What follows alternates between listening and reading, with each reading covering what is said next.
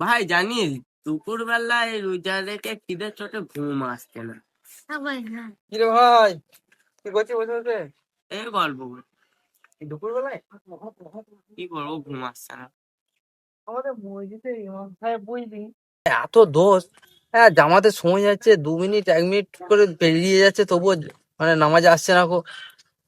এরকম করে ইমাম সাহেব কি করতে রেখেছে মসজিদে কি জানি। তারপরে আবার এই ছোট ছেলেগুলো, ওরে বাপরে কি জ্বালাতন করছে! এই ফ্যানের সুইচ টিপে দিচ্ছে আর টিপে দিচ্ছে, হই হাই করছে। এসব ছেলেগুলোকে মেরে তাড়িয়ে দিচ্ছে না কেন মসজিদ থেকে? হ্যাঁ, একটা মসজিদে নামাজ পড়তে যাচ্ছি, নামাজ পড়লে কত ভালো লাগে বলতে কিনি, পিছনে হই হাই করলে ভালো লাগে? এ ভাই, কটা বাজে দেখ তো। 3টে বাজে। 3টে বেজে গেছে। ঠিক আছে, তোরা থাক, আমি আসলে নামাজটা পড়ে আসি। এখন কি জন্য নামাজে ভাই? তোরা তাহলে কি নামাজ পড়া মানে তো শিখলি? কি নামাজ পড়লি তোরা? এখন থেকে যাবি, উজুটা করে মসজিদে বসে থাকবি, দিয়ে আসলে নামাজটা পড়ে আসবো। এটা চলে আয়। এই ভাই দেখি এরাই তো 1 মাসের হাজি সাহেব।